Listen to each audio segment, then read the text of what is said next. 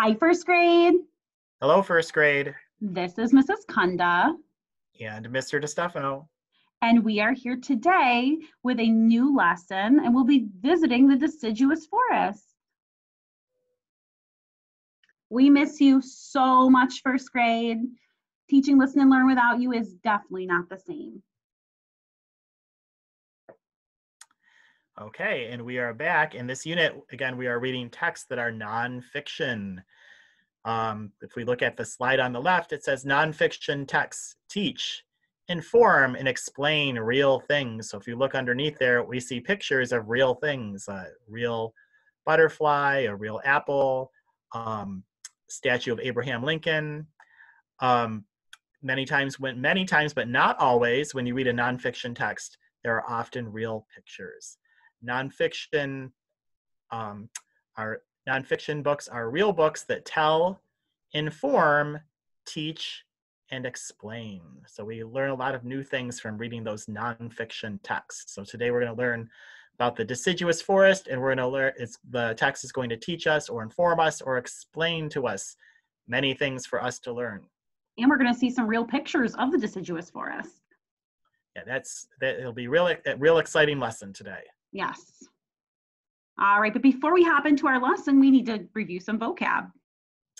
So our first word is hibernate, and I think most of the boys and girls listening probably already know this word. Hibernate means to sleep during the winter season for periods of time that are longer than just one night.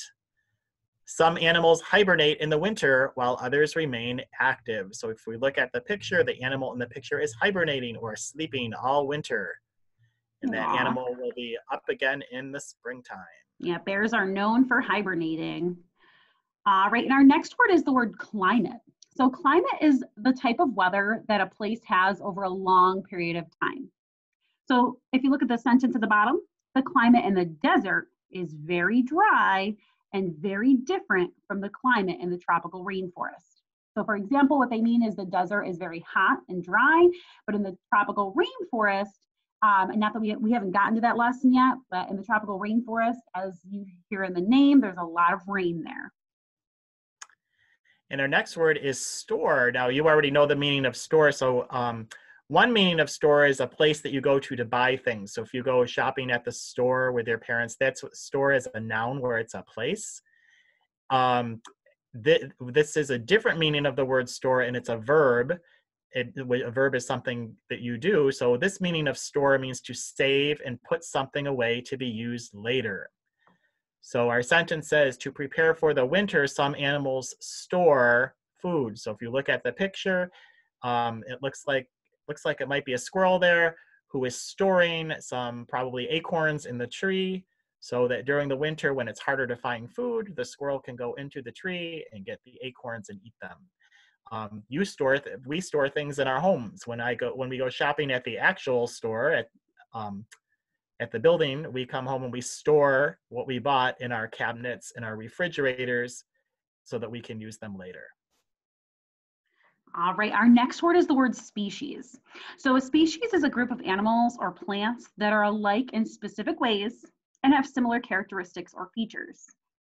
So if you take a look at the sentence at the bottom, there are about 70 species of whales. And if you take a look at the pictures, these are all different types of whales. They're very similar. They're all whale, but they're different species. They all look a little bit different. And our next word is territory. Territory is a space or an area in which an animal or a group of animals live, and in which they often will not permit other animals to enter or live.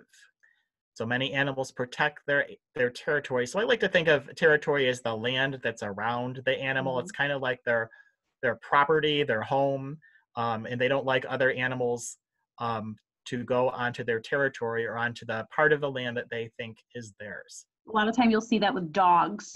Like if you have a dog at home, he may not like it when you have someone else coming into their territory, because their home is their territory. It's a great example, Mrs. Kunda. Thank you for sharing that. All right, as always, we're going to hop into a journal response. So today, as we're reading, we really want you to be listening for 3 facts that you learned about the deciduous forest. Because today's question is, what are 3 facts that you learned about a deciduous forest. So really make sure you're listening to what we're saying and really looking for some facts. Personally, I always like to pick out my favorite facts, like the stuff that I didn't know or something new that I learned. At the bottom in red, you'll see that we gave you 2 sentence starters that you could possibly use to help you with your journal response. The first one says, I learned. And the second one says, I know. And as always, make sure that you remember to use capitals at the beginning of your sentences and periods at the end. Just use your best spelling, but listen for the sounds and try to write it the best you can. And don't forget to show it to us on Class Dojo. Yes, you can reply in the comments. You can send us a picture. We love seeing your work, first grade. All right. So before we get started into the actual story, we really wanted to show you a map of the world. And I want you to take a look at the yellow areas. So all of those yellow highlighted areas have a temperate deciduous forest.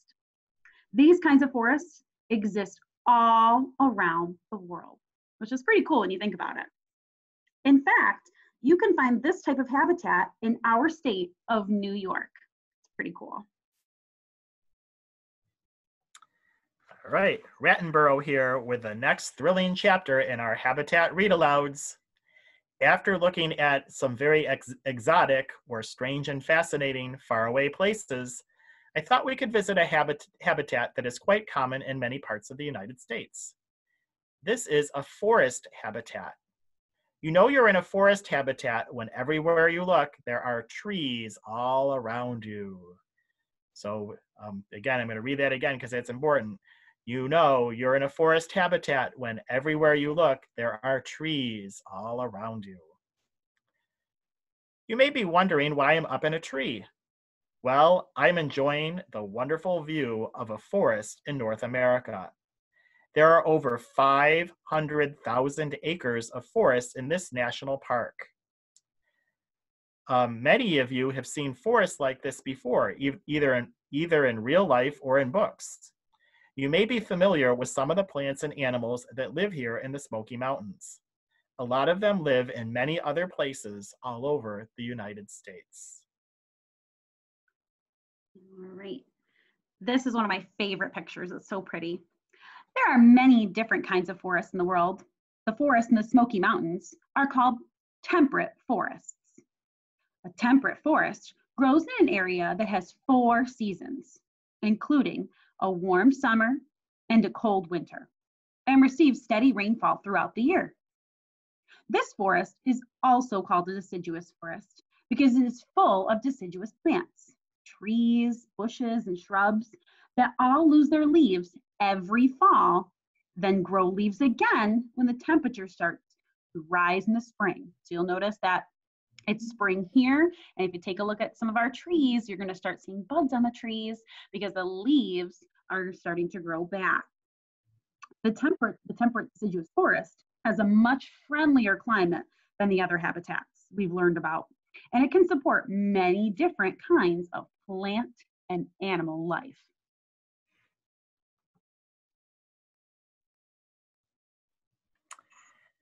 A temperate deciduous forest is made up of broadleaf trees like oak, maple, beech, and elm.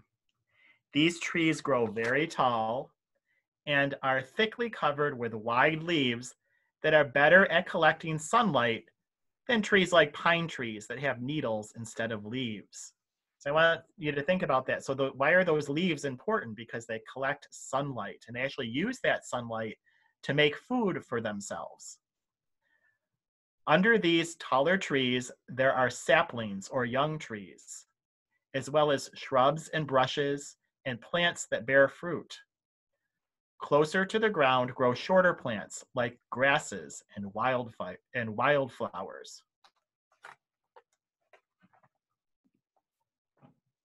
I'm going to start at the top and work my way down so I can show you this wonderful habitat. The tree I'm standing in now is an oak tree. This oak tree is very tall and is covered with leaves and acorns. An acorn is a seed, and if it gets planted in the forest soil, it can grow roots and a shoot, which will eventually turn into an oak sapling. like the saguaro cactus in the desert, and I can never say this one, Mr. DiStefano. Acacia tree. The acacia tree. Thank you so much, Mr. DiStefano. In the savanna, oak trees provide shelter and food for many animals. Owls, woodpeckers, mice, and foxes make their homes in branches or around the roots of an oak tree. And acorns are food for squirrels, birds, deer, and other animals.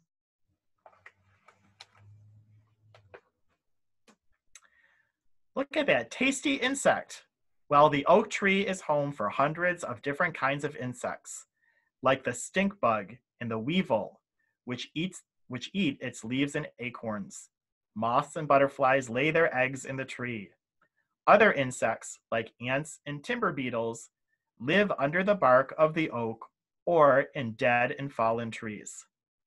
Just as insects are drawn to the oak as a source of food, so are animals that feed on insects.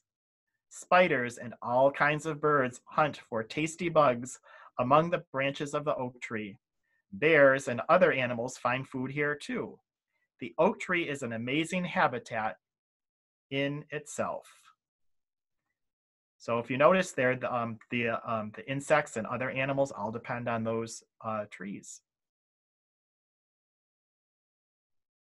Down on the forest floor, there are all kinds of shrubs, the fruits of which are food to many different species of animals, including rabbits, chipmunks, deer, and omnivores like bears. What is an omnivore again?